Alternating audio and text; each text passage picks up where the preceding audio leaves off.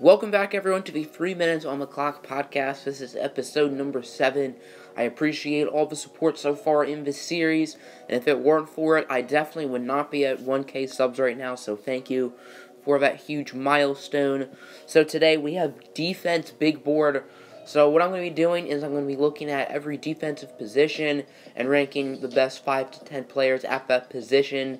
We have 10 edge rushers, 5 D tackles, 5 non-edge rusher linebackers, 10 corners, and 5 safeties. What I plan on doing in this series is alternating between the NFL and NBA, because I want to focus more on the NBA draft as well. So next weekend I will have another NFL mock because it is the week of the Combine. But then after that I'll do something NBA draft related and then go alternating until it gets close to the NFL draft. Then I'll probably mainly focus on that for a few weeks, and then once that's over, all of the focus will go on the NBA. So yeah, without further ado, let's get right into it. My number 10 edge rusher in this draft class is Anthony Nelson from Iowa. I expect him to go in round 2 to 3, and I think that is fair. The projection is where I think they will go, and Ox projection is where I think they should go. So taking a look at him, he has an incredible frame, 6'7", 271 pounds, big guy, but he can still get to the quarterback, 9.5 sacks this year, and a total of 23 on his career. He's not a super athlete, but he's a smart football player, and he uses that to his advantage. I'm not particularly huge on his ceiling, because he's not a super athlete, but I like his floor, and I think at worst he'll be a solid rotation edge rusher. Number 9 edge rusher is Jalen Ferguson from Louisiana Tech. I like Ferguson's ceiling more than I do Anthony Nelson's. Ferguson has been very good in college this year, racking up 17.5 sacks and 45 sacks in his career, which is incredible. And just taking a look at him, he's a very solid run stopper as well, not just a pass rusher. He has a pretty nice frame, and he's a pretty smart football player. I think he has a pretty high ceiling, but he doesn't quite have the floor that someone like Anthony Nelson has. But I do think Ferguson is a very intriguing prospect. Number 8 edge rusher is Zach Allen from Boston College.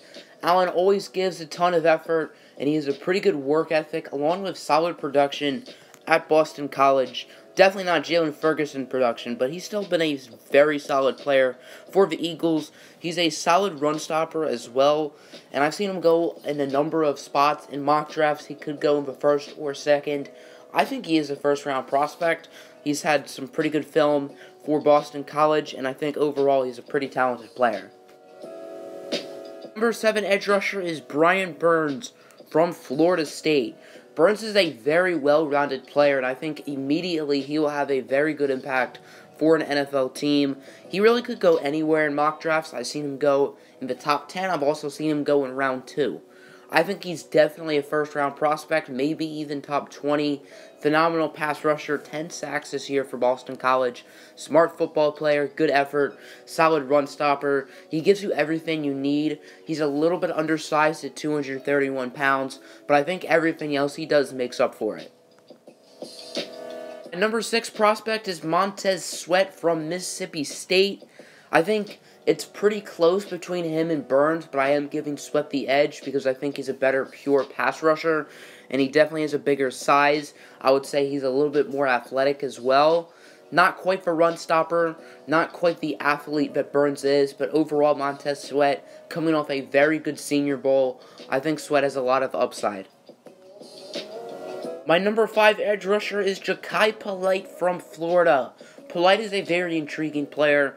He hasn't really been anything super special for the Gators up until this year, racking up 11 sacks. He's very athletic and should test pretty well at the Combine. He's very quick. I think he'll have a pretty high 40-yard dash.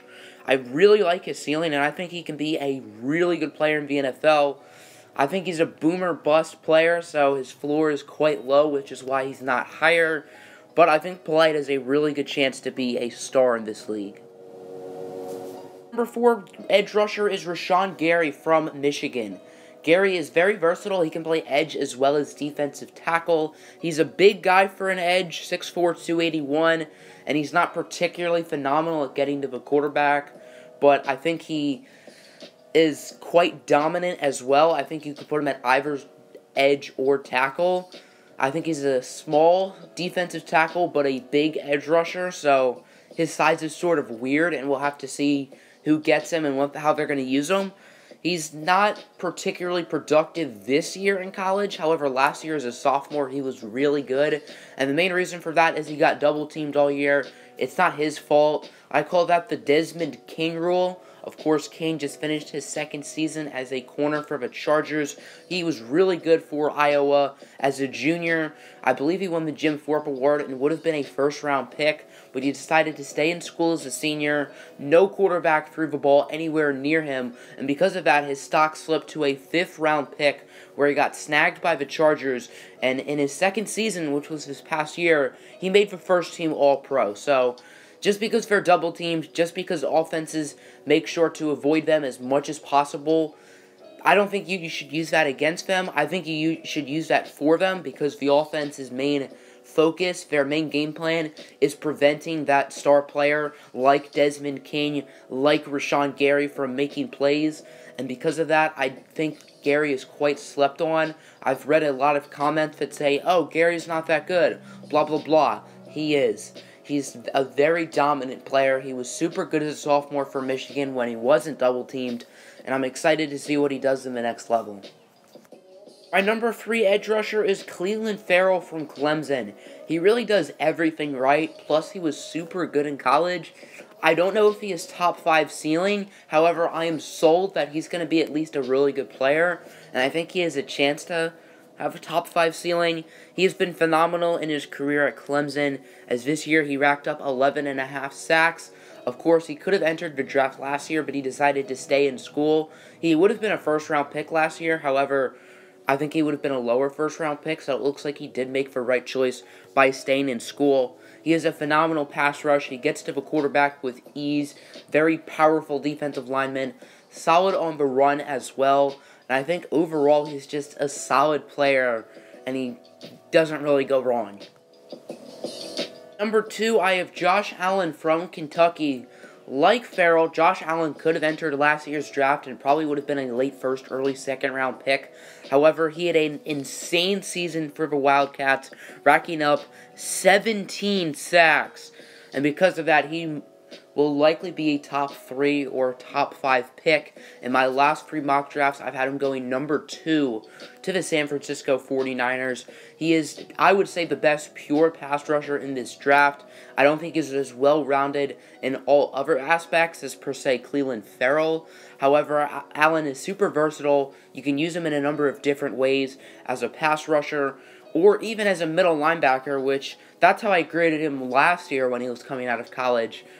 I think he is a very solid player, and I think he will contribute earlier into the NFL, and I expect him to get at least 8 or 9 sacks as a rookie. And at number 1, we have Nick Bosa from Ohio State. He is a jack-of-all-trades pass rusher. He gives you everything you need. I don't think he's as polished as Josh Allen or Clelin Ferrell. However, he's still going to be very good right away. Many people, including myself, predict that he will be the number 1 overall pick. Obviously, that could change with the Combine.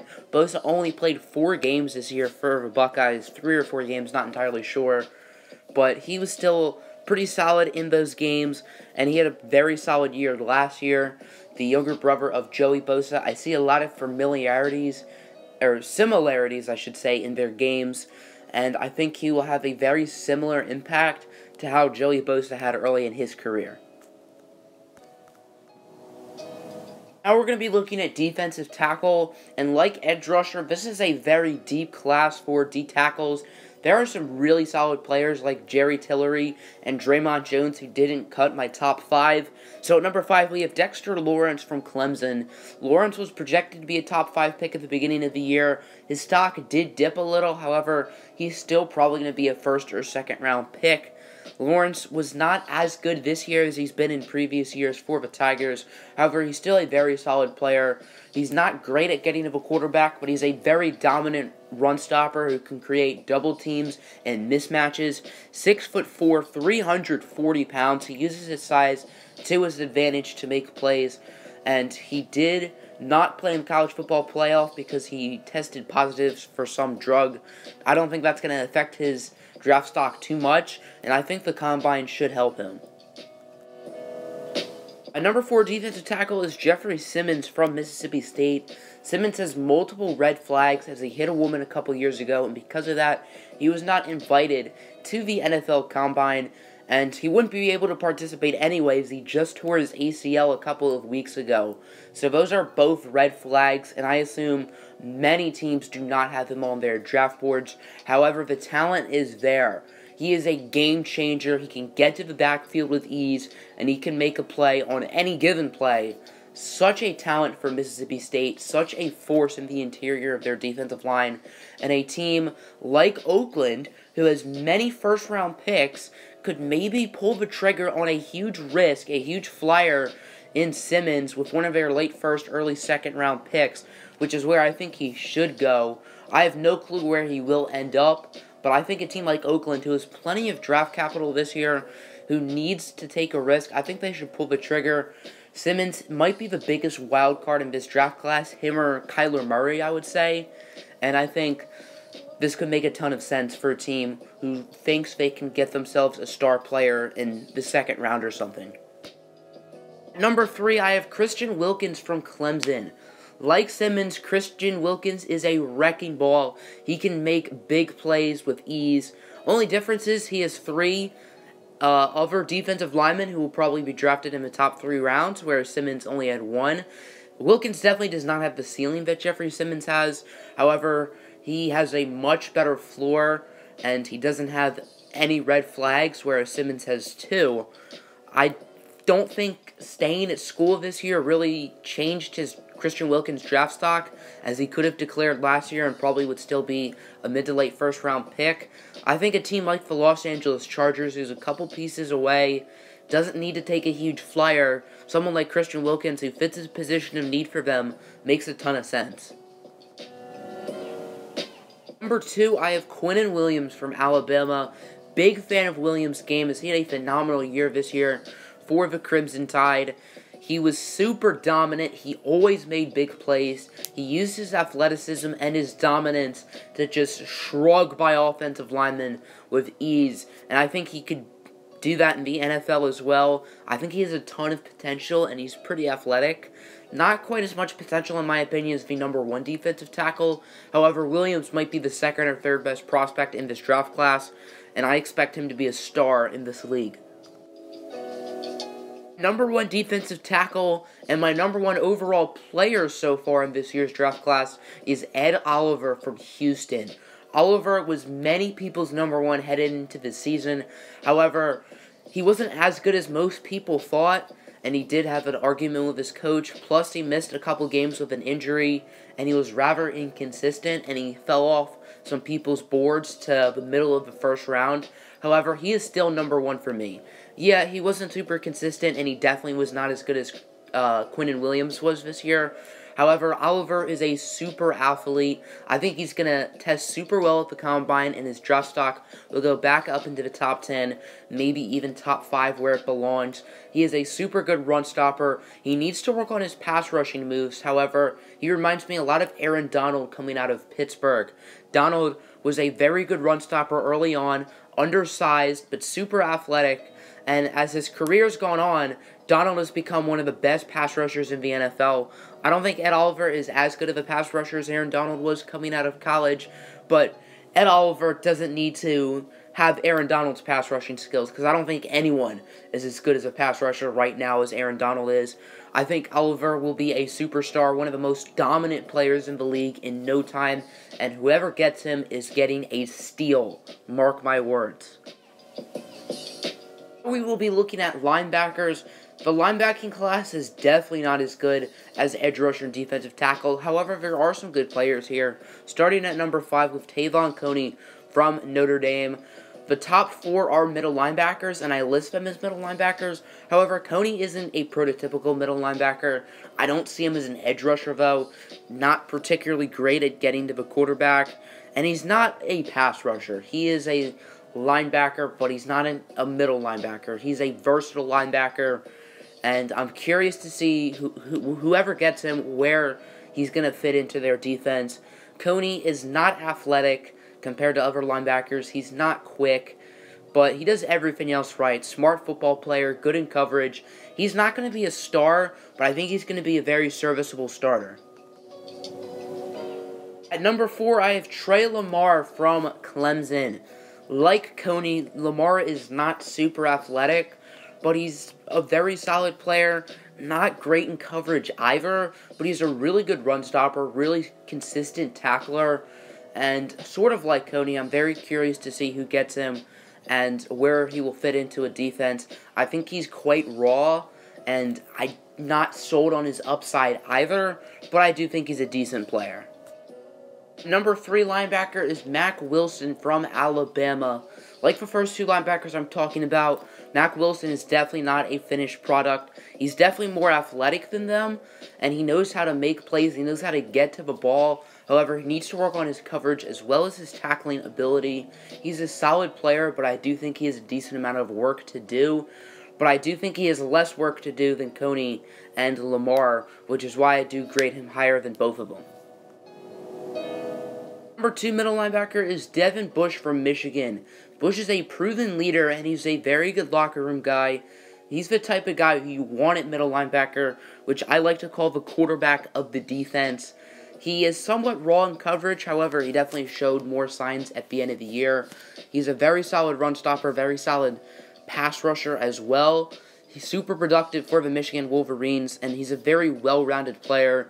He is a little bit undersized, but his leadership as well as his all-around talent, I think makes him a pretty talented player. My number 1 linebacker in this draft class is Devin White. I think we have Tier 1, that's Devin White. Tier 2 is Devin Bush, and Tier 3 is everyone else. And I'm almost tempted to put Devin Bush at Tier 2.5. I think Tier 2 could be a little bit generous. I think it's Devin White and pretty much everyone else. White reminds me a lot of Roquan Smith. They're both super explosive and very solid sideline-to-sideline player. White is definitely not a finished product and needs to work on his tackling and his run stopping. However, he's pretty good in coverage, and he's super athletic, super explosive, and I am a huge fan of this game. I think he's a top 5 talent, and I think he's going to be a star in the NFL. We are on to corners, and my number 10 corner is Chris Boyd from Texas. Boyd is not a phenomenal coverage corner. He also does not have phenomenal ball skills, and he's not super athletic, as he's 5'11", 190, 195, but he's not super quick, not super agile. However, he is a very good tackler, very effective in the run game, and I would say that's definitely going to be his biggest calling card in the NFL, and it's always good to have corners who can stop the run. He does need to work on his coverage, though, but if he does that, he'll be a very good player. At number 9, we have Michael Jackson from Miami. If he's on my franchise team next year, you guys know I'm going to have a field day with making funny catchphrases for him. But anyway, Jackson is a really solid player. He's a very good man cover corner, and he's also decent in zone. Not the tackler or not the run stopper that Chris Boyd is, but he's definitely better in coverage, and he also has better ball skills. As a junior, he racked up 4 interceptions. Didn't have any this year as a senior, though, which is a little bit concerning. But he did improve his run stopping, 3.5 tackles for loss, 2.5 sacks. So he knows that that is an area of weakness, and he did show signs of life with that this year. And I think he has a pretty good chance to be a good player in the NFL. Number 8, we have Julian Love from Notre Dame. Like Michael Jackson, Love is very good in man coverage. I'd say he's a little bit better in Jackson in that regard. When it comes to zone coverage, he's solid. I wouldn't say he's as good as Jackson. However, I do think he's a little bit better in run support, solid tackle, and solid run stopper. I think him and Jackson are pretty interchangeable, but if I had to choose, I would go with Love. Number 7, I have Rock Ya-Sin from Temple. He is a very well-rounded corner. There's not really anything he's super bad at. Solid in man, solid in zone. He's not special in either of those categories, but I really like the way he uses his body, good in press coverage, and he has solid ball skills as well. And not to mention, he has probably the sickest name in his draft class. So that goes for his favor as well. He had a pretty good Senior Bowl, and his stock has definitely been rising the past few weeks. And I could potentially see him slipping into the early second, maybe even late first round. Right now, I expect him to go in the second round. However, a good combine would propel him to the first round. And he's not an insane athlete, so probably not going to happen, but we'll see. Number 6, we have Joejuan Williams from Vanderbilt. I accidentally called him Joejuan Jennings in my last mock draft, so nice job right there by me. But looking at Williams, he's pretty solid in man and zone coverage, but his calling card is definitely press coverage. He's a very high IQ football player, and he's definitely going to be very good in that aspect. He also has an incredible frame, 6'2", around 210 or so pounds. He's a solid athlete, and he's somewhat fast. He's not super fast, but he's not slow either. With that frame, I think he has a chance to be something special. Number 5, we have Amani Oruwariye from Penn State. He's a very well-rounded player. There's not much he's bad at. He's overall really solid in man and zone. He's also really good in press as well. He's a very aware, high IQ football player, and like Joejuan Williams, he has a big frame at 6'1". I think these two are very similar players. I think Oruwariye does have better ball skills, and I think he's a little bit more complete right now than Williams, but I think Amani Oruwariye does have a lower ceiling, but he also has a better floor. Number 4, I have Trayvon Mullen from Clemson. Like the past two players I've talked about, Mullen is also 6'1" plus, so he also has a pretty solid frame. Very solid in man coverage, however, he's much more raw than someone like an Amani Oruwariye, which is fine because Mullen is younger than Amani, as Mullen has only had 3 years of eligibility so far, whereas Amani Oruwariye has had 5. So Mullen has potential on his side, but he does have a lower floor, and I don't think he'll be as good right away, but I do think he has a pretty good chance to be a really good player. At number 3, we have DeAndre Baker from Georgia.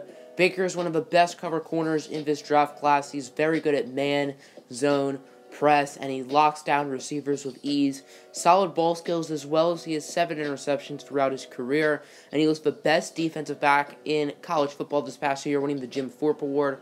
He does not have the upside of a ceiling that the top 2 corners have. He's not quite as athletic, not the quickest, and his frame isn't quite as good as some of the other players we looked at. 5'11", 180 isn't bad, but 6'1's a little bit better. But the college production is certainly there, and he has a really good chance to be a very solid contributor, especially early on. Number 2, we have Byron Murphy from Washington, a player who I am quite high on. Murphy's not particularly great in run support, not a phenomenal tackler. He's a pretty decent hitter, but I think cover skills are definitely more important than run support skills for cornerbacks, at least in my opinion. He's pretty solid in man coverage, but he's definitely better in zone coverage. He's a very smart football player, very high IQ, especially in zone coverage. He's always given 100% effort, hard worker, and I think his work ethic can make his potential even higher and higher, and I think he's going to be a really good player. Don't think he's as good as DeAndre Baker is right now, but I really like Murphy's upside, especially in zone coverage. And at number 1, we have Greedy Williams from LSU. Williams will be a superstar corner in this league if he wants to be, if he puts in the work, and if he continues to improve. He has the pieces to do it. He has phenomenal ball skills as a redshirt freshman, racking up 6 interceptions. Last year he racked up 2 because of the Desmond King treatment, sort of. He's also has a pretty big frame at 6'1" and 182, so that's another plus. He's solid in both man and zone coverage. He's not a superstar in either of those regards yet, whereas someone like Byron Murphy is in zone. But I think if he works on both of them, I think he can be very good. Needs to work on his run support, sort of like Murphy, but as I mentioned, I think coverage is more important than run support. Now on to safeties. My number 5 safety is Taylor Rapp from Washington. I think he's quite raw right now, but I do like his upside. He's definitely better in run support than coverage. He's not great in coverage. He is okay to below average ball skills, but he's a very good tackler, and he's pretty solid in run support. So I think that part of his game is really good. If he works on his coverage and becomes a more balanced safety, I think he could be very good, but right now, he's just a solid run support guy. My number 4 safety is Jaquan Johnson from Miami, a player who I am very intrigued by. He's only 5'11", 190, but he plays bigger than his size. He is a tenacious hitter, and he's very good in that regard. I think he's better in coverage than Taylor Rapp, which is the main reason why I have him higher. In the past couple of mocks, I've had him going to New England, which I think Jaquan Johnson in New England makes a ton of sense. They love running multiple safeties. Devin McCourty has contemplated retirement. He did announce he will be playing this year, but the Patriots still like to have plenty. Patrick Chung and Duron Harmon aren't getting any younger either. So they're getting someone like Johnson who's very intimidating. Obviously, as I mentioned, super hard hitter. I think that makes a ton of sense in the second round for New England. And number 3 safety is Chauncey Gardner-Johnson from Florida. He's another very intriguing player. I think he's very inconsistent, and there's a lot of areas of weakness, but there's also a lot of areas of strength, and my number 1 for him has to be versatility. He can play both corner as well as safety. It seems like he's going to probably play safety in the next level, mainly because he's not that great at man coverage. But if he works on man coverage, I think you could see him at both corner and safety, sort of as a hybrid. But he is playing safety. He has pretty good ball skills. He's a very solid tackler, and he's pretty good in zone coverage. I think he's pretty raw, but I am a huge fan of his upside and his versatility, and I think because of that, he can be a really good player. Number 2, I have Nasir Adderley from Delaware. You could flip-flop 1 and 2 for these safeties, and I don't think it'd be much of a big deal. But I am putting Adderley at 2. I think he's a phenomenal athlete, and I love his upside. Obviously, he didn't play the best of competition. He is pretty versatile. He can play a little bit of corner, decent in man coverage, but I say his calling card would obviously be his athleticism, and he's also pretty good in the run game as well. I think if he could work on his coverage, he can be a superstar, and I absolutely think he has that type of potential in this league. And at number 1, we have Deontay Thompson from Alabama. Thompson isn't quite the athlete that Nasir Adderley is, but I have him higher just because I think he's a lot better in coverage right now. Better ball skills, more aware, and I think he has a better floor than Adderley does. He's not quite as good as Nasir Adderley in the run game. However, Thompson is still very solid in run support. Not great, but not bad either. I don't think he has insane upside like Adderley, but he has a good floor, and I'm sure he will be a very good player in this league. So that'll end the video. I hope you all enjoyed. Once again, thank you to everyone who supports this series. Make sure you hit the like button and subscribe if you're not already. Next week will be an NFL mock draft. Not sure of a theme, whether it's going to be 2 rounds, 3 rounds with trades, etc. And then after that will be an NBA draft-related video. So, hope you guys enjoyed. Have a good weekend.